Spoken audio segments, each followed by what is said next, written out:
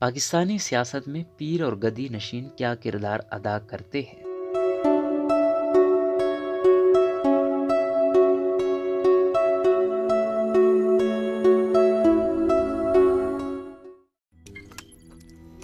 روزنامہ قدرت کی ویڈیو دیکھنے کے لیے ابھی یوٹیوب چینل پر سبسکرائب کریں اور بیل آئیکن پر بھی کلک کریں۔ پچھلی 7 دہائیوں کی ملک کی سیاست میں درگاہوں، درباروں اور پیروں نے اہم ترین کردار ادا کیا ہے، اور اندرون سندھ اور جنوبی پنجاب کے کئی حلقوں میں تو ایسا محسوس ہوتا ہے جیسے وہاں الیکشن سیاسی جماعتوں کے بجائے روحانی گدیوں کے مابین لڑے جاتے ہیں۔ انگریزوں نے اپنے اقتدار کو مضبوط بنانے کے لیے ہندوستان میں استحصالی تصورات کے تحت نئے سیاسی طبقات پیدا کیے اور انہیں اپنا دست راست بنا کر طاقت میں حصے دار بنا۔ وفادار خانوادوں کو وائسرائے کے دربار تک رسائی، تعبات اور سرکاری عہدوں سے نواز کر انہیں سماج کے دیگر طبقات کے مقابلے پر ممتاز کیا گیا۔ برطانوی راج میں حکمت عملی کے تحت فرقہ وارانہ مذہبی شناخت کو سیاسی شناخت کے ساتھ مربوط کیا گیا۔ اس کے لیے سرداروں، وڈیروں، جاگیردار خانوادوں کو مزارات کی گدی نشینی اور پیری مریدی کے لیے منتخب کیا گیا۔ مزاحمتی تحریکوں کے دباؤ پر برطانوی سرکار نے ہندوستان میں جب کنٹرول جمہوری سیاست متعارف کرائی تو سرکار نے انہی خانوادوں کو اسمبلیوں تک پہنچانے کا بندوبست کیا اور پھر انہی جاگیرداروں کو پیری مریدی کا کردار سونپا گیا۔ پیروں کو ڈپٹی کمشنر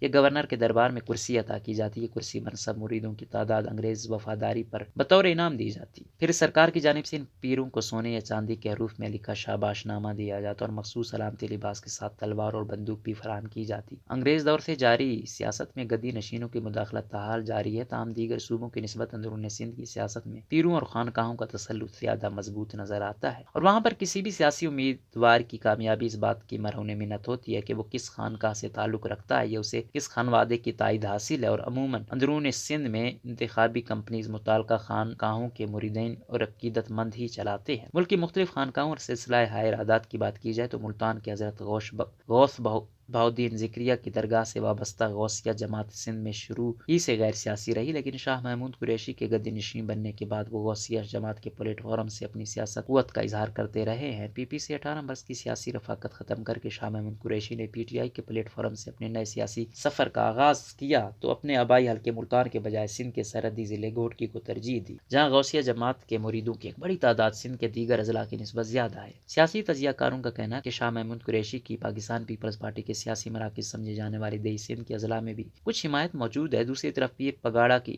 جماعت کے ضلع سانگڑ اور خیرپور میں کثیر تعداد میں روحانی پیروکار ہیں۔ دیگر روحانی جماعتوں کے مقابلے میں اور جماعت سب سے زیادہ منظم ہے، اور جماعت انتخابات میں ہمیشہ مسلم لیگ فنکشنل کو سپورٹ کرتی ہے، جس کے قومی و سندھ اسمبلی کے لیے ارکان منتخب ہوتے ہیں۔ سروری جماعت ضلع مٹیاری کے حلقہ آستانے سے تعلق رکھتی ہے، اور پاکستان پیپلز پارٹی کے مرکزی رہنما مرحوم مخدوم امین فہیم بھی اسی درگاہ سے تعلق رکھتے تھے۔ امین فہیم کا اثر و نفوذ مٹیاری کے ساتھ ساتھ تھرپارکر اور عمرکوٹ سمیت سندھ کے دیگر اضلاع میں تھا۔ مخدوم خاندان نے 2018 کے عام انتخابات سے چند ماہ قبل پیپلز پارٹی سے اپنی 50 سالہ وابستگی ختم کرنے کی دھمکی دے کر پارٹی سے قومی اور صوبائی اسمبلی کی مطلوبہ نشستیں لینے میں کامیابی حاصل کی تھی۔ اسی طرح رانی پور روحانی سلسلے کے گدی نشین پیر عبدالقادر جیلانی کے پوتے اور درگاہ کے موجودہ گدی نشین فضل شاہ کے والد 5 بار رکن قومی اسمبلی رہے ہیں۔ فضل شاہ خود 2 بار رکن اسمبلی رہ چکے ہیں، اور گزشتہ انتخابات میں وہ پاکستان پیپلز پارٹی کے ٹکٹ پر ایک مرتبہ پھر اسمبلی تک پہنچ چکے ہیں۔ گھوٹکی کی درگاہ عالیہ برچنڈی شریف کے پیر بھی سیاسی حوالے سے کافی اہم ہیں، جن کے پیر عبدالحق عرف میاں مٹھو آئے دن ہندو لڑکیوں کی مذہب تبدیلی اور شادیوں کے حوالے سے خبروں میں رہتے ہیں۔ سیاسی امور کے ماہرین کا کہنا ہے کہ پاکستان بالخصوص دیہی سندھ اور جنوبی پنجاب کی سیاست میں درگاہوں، درباروں اور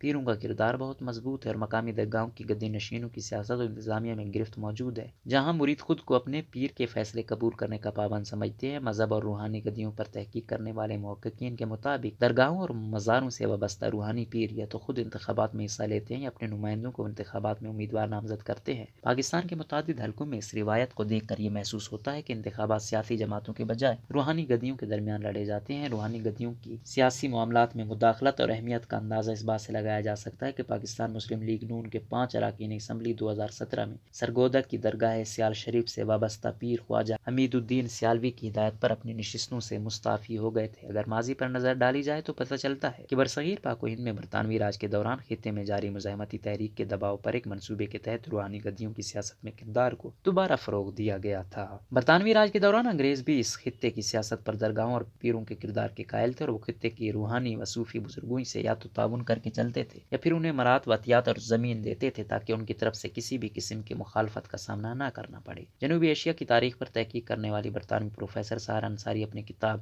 صوفی سینٹس اور state power pirs of Sindh 1843 to 1947 میں لکھتے ہیں کہ برطانوی راج نے سندھ کے پیروں کو سیاسی طاقت دینے کے لیے 1876 میں ایکمڈ اسٹیٹ ایکٹ نافذ کیا، جس میں 20 برس تک توسیع کی جاتی رہی۔ سہار انصاری لکھتی ہیں اس ایکٹ کا بنیادی مقصد مقروض زمینداروں کو عارضی طور پر معاشی تحفظ پہنچانا تھا، مگر مریدوں کی شکل میں مالی مدد کے پوشیدہ ذرائع موجود ہونے کے باوجود پیروں نے بھی اشرافیہ کا حصہ ہونے کی وجہ سے اس ایکٹ کا بھرپور فائدہ اٹھایا۔ ایکمپڈ ایکٹ کے تسلسل کے طور پر 1905 میں کورٹ آف وارڈ سسٹم اور بعد کوآپریٹو سوسائٹیز ایکٹ بھی متعارف کرائے گئے، جن کا پیروں کو فائدہ پہنچایا گیا۔ سہار انصاری مزید لکھتی ہیں کہ برطانوی حکمرانوں نے 1886 میں بمبئی ایکٹ متعارف کر کے پیروں کو تنازعات کے حل کرنے کے اختیارات دیے، اور 20ویں صدی کے آغاز میں ہی پیروں کی معاشی طاقت زمینوں کے بڑے رقبے خریدتے وقت نظر آنا شروع ہوئی۔ قیام پاکستان کے بعد حکمران نے پیروں کی حمایت کی پالیسی کا تسلسل جاری رکھا۔ برسوں سے اقتدار میں رہنے سے پیروں اور گدی نشینوں کے نہ صرف سیاسی اور سماجی رتبے میں اضافہ ہوا بلکہ معاشی طور پر بھی کئی گنا طاقتور بن چکے ہیں۔ تاہم سیاسی تجزیہ کاروں کا کہنا ہے کہ تعلیم کے عام ہونے کی وجہ سے اب روحانی جماعتیں بتدریج اپنا اثر و رسوخ کھو رہی ہیں، اور ملک کے دیگر علاقوں میں پیری مریدی کی بنیاد پر ووٹ دینے میں کمی ہو رہی ہے، جبکہ مذہبی جماعتوں بالخصوص جمعیت علماء اسلام